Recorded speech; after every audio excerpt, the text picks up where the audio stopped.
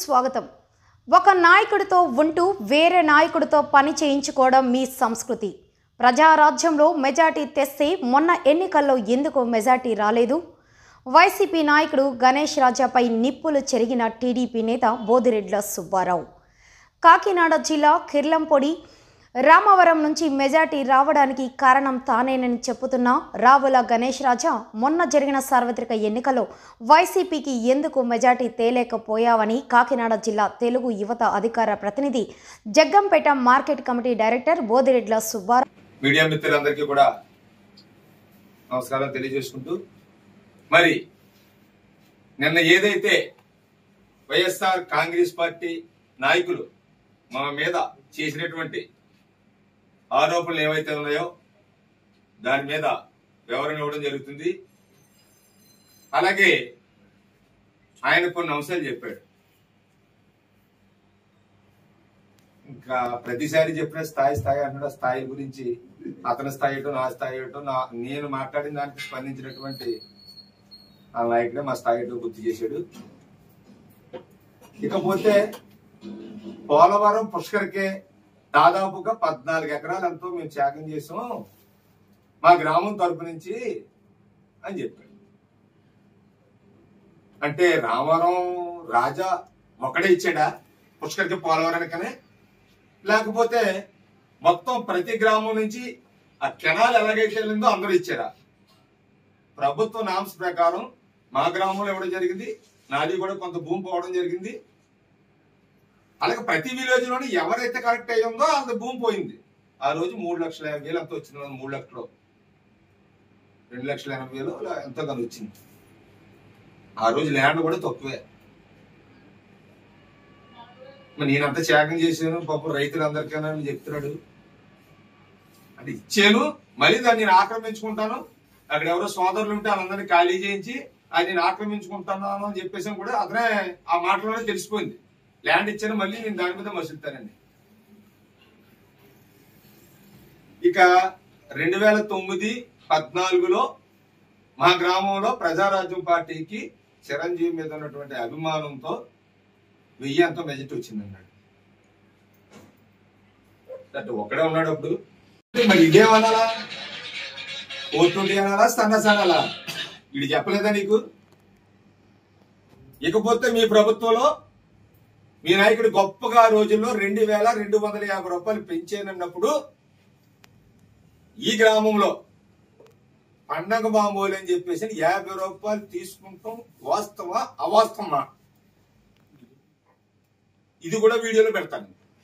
స్వయంగా ఎవరైతే తీసుకున్నారో ఆ వ్యక్తి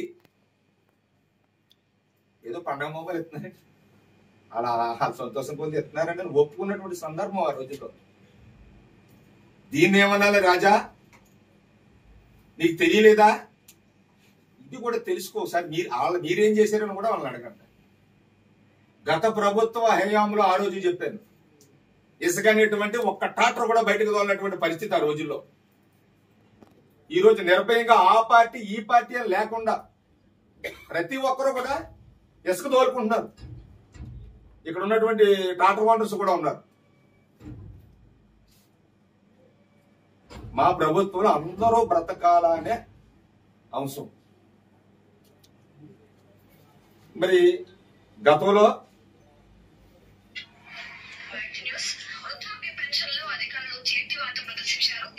తూర్పుగోదావరి జిల్లా కిర్లంపొడి మండలం కృష్ణారం గ్రామంలో చోటు చేసుకుంది.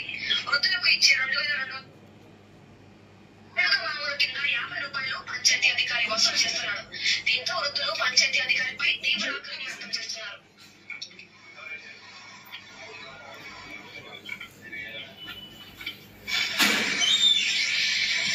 ఇవన్నీ వాస్తవాలు. ఇవన్నీ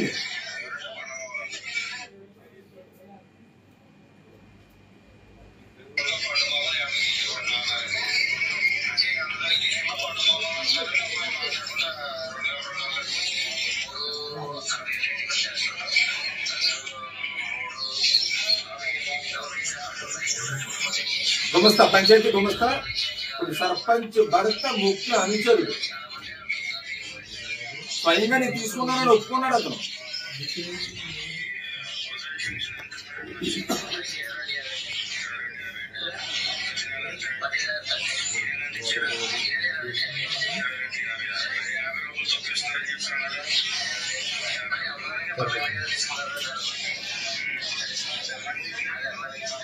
ఈ వీడియోస్ కూడా మీకు పెడతాను.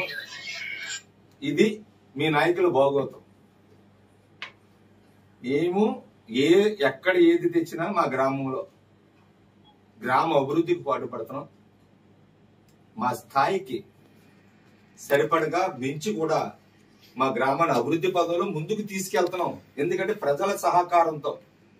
ఇప్పుడు ఇక్కడ పార్టీలతో పని లేకుండా ట్రాక్టర్ వండర్స్ ఉన్నారు, వాళ్ళందరినీ కూడా క్రోడీకరించుకుని బాటకే 200 రూపాయలు వాళ్ళే ఇచ్చి ఒకవేళ బాట పోతే చేయించడానికి, లేకపోతే ఆ గ్రామానికి ఉందా ఈ గ్రామానికి ఉందా గుడికి డెవలప్మెంట్ కి పెట్టుకోవడమే తప్ప ఇందులో ఏ ఒక్కరో జేబీలోకి వెళ్ళదని ఆ రోజు చెప్తున్నాను, ఈ రోజు చెప్తున్నాను. ఇకపోతే మీరు దయించి మీడియా సోదరులు అందరూ కూడా మా గ్రామంలో రామాలయం కొత్తగా నిర్మించడం, ఇప్పటికీ కూడా ఏ ఒక్కరి దగ్గర ఒక రూపాయి తీసుకోలేదు. అది కూడా వెళ్ళేటప్పుడు ఒక వీడియో తీసుకోండి. ఇంకా ఎవరైనా సరే మా స్థాయి గురించి దాని గురించి మాట్లాడితే మరొక్కసారి చెప్తాను, నా స్థాయి అంతం చంద్రబాబు దగ్గర మా నాన్నగారు రాజకీయం చేశారు, 2 సార్లు ఎంపీటీసీ చేశాం. మా పెద్దనాన్న మున్సిపల్ చేశాడు, బుదిరెడ్డి నల్లబ్బాయి. ఇది నా స్థాయి అని చెప్పేసి అని తెలుసుకోండి చెబుతూ, ఇంకా కొంతమంది ఏదో మాట్లాడారని తెలిసింది. వాళ్ళ మీద పెద్ద స్పందించవలసిన అవసరం లేదు. ఎందుకంటే వాళ్ళ నాయకులను మార్చారు, నేను నాయకుడిని మార్చలేదు. వాళ్ళు చండబోధ వెళ్ళారు, నరసింహ గారి దగ్గరికి వెళ్ళారు, జ్యోతి నెహ్రూ గారితో పనిచేశారు. కానీ మేము ఒక్క జ్యోతి నెహ్రూ కుటుంబంతో పనిచేసాం. అది గుర్తెరగాలని తెలియజేస్తూ సెలవు తీసుకున్నాం. మా నాయకుడు జ్యోతి నెహ్రూ, వాళ్ళ కుమారుడు జ్యోతి నవీన్ కుమార్. మాకు అదే నినాదం. వాళ్ళ బాటలోనే వాళ్ళ అడుగులోనే వేస్తాం. రెండో నాయకుడికి ఫోన్ చేయడం కానీ, రెండో నాయకుడితో పని చేయించుకోవడం కానీ మాకు అలవాటు లేదు. ఆ సంస్కృతి మా నాయకుడు మాకు నేర్పలేదు. ఎందుకంటే మాకు ఉన్నటువంటి నాయకత్వం మీద మాకు నమ్మకం. మీకు నమ్మకం లేకే మా నాయకులతో చాటునో మాటునో మీరు ఫోన్ చేసి పని చేయించుకోవడం మీరే ఒప్పుకున్నారు కదా నిన్న. కాబట్టి ఇంకొక విషయం, మరి ఏళ్ళలో వీడియో పెట్టినప్పుడు వీళ్ళ నాయకుడు వైఎస్ఆర్సీపీ నాయకుడు ఇక్కడ గ్రామ సర్పంచ్ భర్త, మరి గతంలో మీ అందరికీ తెలిసిందే, సొసైటీలో ఏ విధంగా అయితే గోల్మాల్ చేసి మంచాల ధర్మారావు, గోపీనాథ్, ఒక లేడీ తేజస్విని ఎవరో పేరు, ఇవన్నీ కూడా టీవీలో రావడం జరిగింది. మీ ద్వారా మీకు కూడా పంపిస్తాను. ఆయన ఫోటోతో సుద్ధా అప్పుడు ఆ రోజుల్లో వచ్చింది.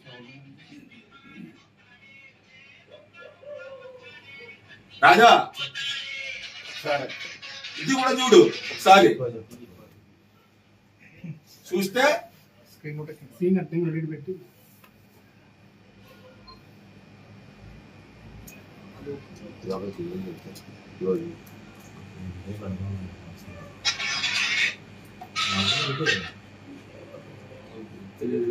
చెప్పడం తెలుసులేదు.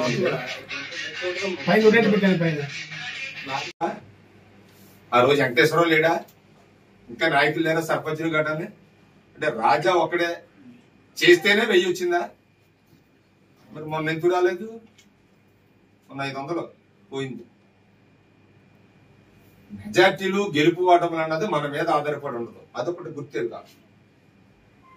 రాజకీయంగా గెలుపు ఉంటుంది, ఓటమి ఉంటుంది. మెజార్టీలు ఉంటాయి, మెజార్టీ పోయిన దగ్గర కూడా ఉంటది. అది ఈ మెజార్టీ వచ్చింది నా వల్లే వచ్చింది అంటున్నాడు. ఇది కరెక్ట్ కాదు. కానీ నీ వల్లే వచ్చుంటే మొన్న ఎందుకు రాలేదు, అదొకటి తెలుసుకోవాలి. ఇక వీడియో ఏదో పెట్టాడు, అది ఏంటి, ఐరన్ షాప్ ఓడి దగ్గర నేను స్టీల్ అమ్మేశానని చెప్పేసి పెట్టాడు. నేను సబ్ కాంట్రాక్టర్. నీకు అందుకే చెప్తున్నాను, పదే ఇక్కడ చెప్పేవాడు ఎవడైతే ఉన్నాడో ఆ దొంగను కూడా నువ్వు అడగాల, పూర్తిగా తెలుసుకోవాలని చెప్పేసి నేను అంటున్నాను. నేను ఆ రోజు నుంచి కూడా దాదాపుగా నేను సబ్ కాంట్రాక్టర్ గా చేసేటప్పుడు అందులో నాకు 10 నుంచి 15 లక్షల వరకు డబ్బులు ఇవ్వాలి ఆ కంపెనీ. నేనే కాదు, మల్లేపల్లిలో రాంబాబు అని ఉన్నాడు సబ్ కాంట్రాక్టర్, ఆ సబ్ కాంట్రాక్టర్ కూడా ఇవ్వాలి. ఆ సబ్ కాంట్రాక్టర్కి ఇవ్వాలా, కొత్తపల్లి సతీష్ అని ఉన్నాడు అతనికే ఇవ్వాలి. ఎవరి కాళ్ళకి పెట్టేస్తే ఆ సబ్ కాంట్రాక్టర్ మేము ఎలా బతకాలా? పెట్టుబడి పెట్టి చేసాం, వాళ్ళు ఇవ్వలేని పరిస్థితుల్లో మా దగ్గర మెటీరియల్ ఉంది తీసుకోండి అని చెప్పేసి వాళ్ళు చెప్పడం జరిగింది. ఒకవేళ మనం పట్టుకుపోయిన దొంగసాటిని మీరన్నట్టే పట్టుకెళ్ళాం, కేసు పెట్టాలి కదా కంపెనీ వాళ్ళు, మా సామానం పట్టుకుపోయాడని. మీ గవర్నమెంటే కదా ఆ రోజు, వైఎస్ఆర్సీపీ అధికారంలో ఉంది, మరి మైటాస్ కంపెనీ మా మీద కేసు పెట్టాలి కదా. లేకపోతే 15 లక్షలు మీరు ఇచ్చేసినా పర్లేదు మాకు. అంటే మన సైకిల్ కానీ మన సామానం కానీ మన సబ్ కాంట్రాక్టర్ చేసేటప్పుడు మరి ఇవ్వలేని పరిస్థితుల్లో ఆ కంపెనీ వాడు నేను ఇవ్వలేను, ఇది పట్టుకుని మీరు తీసుకోండి అని చెప్పినప్పుడు అది అమ్ముకోవడంలో తప్పు ఏమైనా ఉందా? ఇప్పుడు ఉంది నా దగ్గర సామాను, మీకు కావాలంటే వీడియో చూపించాను. కంపెనీ వాడు మాకు ఇచ్చింది, వాళ్ళు కూడా లాస్ట్ టైం ఆప్షన్ పెట్టేశారు ఎత్తేసేటప్పుడు. ఇక్కడ మెటీరియల్ కానీ అక్కడ ఉన్నటువంటి మెటీరియల్ కానీ ఇది జరుగుతా తెలుసుకోకుండా మేమేమి గంజాయి వ్యాపారం చేయడం లేదు, డ్రగ్స్ వాడతలేదు, డ్రగ్స్ వ్యాపారం చేయడం లేదు. 420 సన్నాసులు అన్నారు.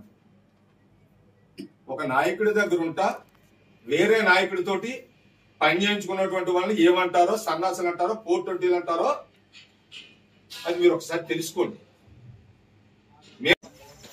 నా వయసు 62, నా రాజకీయం 48 సంవత్సరాలు. అయ్యా నర్సంగ్ గారు, తోట సుబ్బారావు గారు, మొదటి పద్మనాభం గారు, గుప్పు నెహ్రూ గారు, ఇది కామన్ అండి రాజకీయ పరంగా. అయ్యా సంవత్సరం అయిందండి కూటమి అధికారంలోకి వచ్చి, కూటమి గవర్నమెంట్ వచ్చి సంవత్సరం అయింది సార్. సంవత్సరంలో నెహ్రూ గారి ఆధ్వర్యంలో కేసీ రోడ్, రామాలయం, ఓ శివాలయం, అక్కడ శ్మశానం దగ్గర సీడీ ఈ సంవత్సరం లోపులోనే ఆయన చేసి ఎన్నికలుగా రాజకీయంగా ఉన్నది తప్పుడుగా మాట్లాడకూడదు. నాయకుడు ఒక ఎమ్మెల్యే అంటే దేవుడండి మాకు. అలాగే ఎప్పుడు కూడా చేదోడు వాదోడు జూపూరి నెహ్రూ గారు మనకి ఎప్పుడు అందుబాటులో ఉంటారు సార్. మరి 2004, 2009, 2014 నర్సంగ్ గారు అధికారంలో ఉన్నప్పుడు మా ఊరికి ఇంత పని చేయాలి. 2004లో ఫైట్ చేసాం సార్, చాలా తగ్గుతుంది. మాకు దాము కూడా పెట్టలేదు అయ్యా. 2019 పోయింది, 2014లో మళ్ళీ ఎంపీ అయ్యారు. మరి ఈ లోపల ఈ సంవత్సరంలోని ఇసుక అన్నది రాజకీయంగా తిరిగారు సార్. సుబ్బారావు గారు, నెహ్రూ గారు, నర్సంగ్ గారు కాదు. మా గ్రామంలో ఉన్న కుర్రోళ్ళు పెద్దలు 10 మంది ఏకంపి ఇసుక ఆపేసాడు వైసీపీ గవర్నమెంట్లో. ఆపేస్తే ఒక కాఫీ మేత్రి బెక్కబెక్కలాడుకోడు, హౌసింగ్ బోర్డు బెక్కబెక్కలాడుకోడు. మీకు దగ్గర వాళ్ళు కట్టుకుంటే ఎడ్ల బండితో తోలిచ్చారు సార్. ఎవరికి ఒక తాటరా ఇసుక కానీ మట్టి కానీ ఇవ్వలేదండి ఆ సర్పంచ్. అప్పుడు ఈ గవర్నమెంట్ వచ్చి ఒక కమిటీ చేసుకుని మన గ్రామం అభివృద్ధి చేసుకుందామని మన సుబ్బు చెప్పినట్టు ఆ రామాలయం కానీ తమ రొత్త వద్దురు కానీ ఆ టీచర్ రోడ్డు అది నెహ్రూ గారు ఇచ్చిందండి. ఈ ఇక్కడ రూపాయి 100, అక్కడ 100, అక్కడ మంటలం గుడి ఉంది సార్, అది కూడా అభివృద్ధి చేశాడు. ఇక్కడ రామాలయం, ఇక్కడ మన శివాలయం గుడి అంటే పయ్యారి 9 లక్షలు అయింది సార్. అయ్యా ప్రతి సంక్రాంతికి ఈ లబ్బర్ గుడి ద్వారా 3 లక్షల రూపాయలకి వాళ్ళకి ఇస్తాం. అందులో రూపాయి డబ్బులు దేవుడికి ఇస్తాం. 5 సంవత్సరాలు ఆ సర్పంచ్ గారు సిటీ సర్పంచ్ గారు చేశారు, రూపాయి ఇవ్వలేదు సార్. నిరుడు మన సుబ్బారావు అర్థంలో 8 లక్షలు వచ్చింది సార్. 8 లక్షలని 2 లక్షలు ఖర్చు అయిపోయింది, 6 లక్షలు ఆ గోడ పెట్టాం. అక్కడ ఉందా ఇక్కడ ఉందా ఈ తాటలో కోరుకుంటే మీరు ఇబ్బంది పడవద్దు, మన గ్రామం అభివృద్ధి చేసుకుందాం అని మేము సొంత నిర్ణయం తీసుకుని మేము చేసుకున్నాం సార్. ఈ లోపల సుబ్బారావు దగ్గరికి వెళ్ళేది కాదు, నెహ్రూ దగ్గరికి వెళ్ళేది కాదండి. ఇది మీరు కూడా ఒక్కసారి ఆ రామాలయం, ఆ శివాలయం చూడండి. ఒక ఆయన ఆరోపించేది ఏంటంటే ఇక్కడ సుబ్బారావు టాటలు తప్ప వేరే టాటలు ఏమి తిరగకూడదట, సుబ్బారావు టాటలు తోడాలంటారు. లేదు సార్, ఎందుకన్నానంటే మాకు ఒకటే సార్, ఏ టాటర్ ఏ కేసు ఉన్న వాళ్ళన్నా తోలుకోండి, 200 రూపాయలు దేవస్థానానికి ఇవ్వండి అని నేను చెప్పాను సార్. అయ్యా చెప్పి అందుకని ఉన్నవాడికి 300 రూపాయలు కూలి ఇచ్చి వాళ్ళు ఏం చేస్తారు, 4 టాటలు 5 టాటలు తోడుకుంటారో ఆ 4 రోజులకు 3 రోజులకు 200 చొప్పున ఇచ్చేస్తారు. అది ఆల్రెడీగా మా కంపెనీ దగ్గర ఆ రూపాయి ప్రతి ఒక్క రూపాయి కూడా మేము చేసిన అభివృద్ధికి దానికే ఖర్చు పెడతాం. మేము టీ తాగాలంటే మేము కమిటీ ద్వారా ఎవరు ఇంకో రూపాయి పెట్టుకుని ఆడ తాగుతాం తప్ప వాళ్ళు ఏదో కావాలని చెప్పుకుంటాం తప్ప అది తప్పు సార్. అది సంవత్సరం కూటమి పరిపాలనలో ఏ రకంగా మేము అభివృద్ధి చేసాం మీరు ఒక్కసారి చూసి ఆ నాయకులు కూడా తేల్చుకోవాలని మరీ కోరి ప్రార్థించుకుంటున్నాను.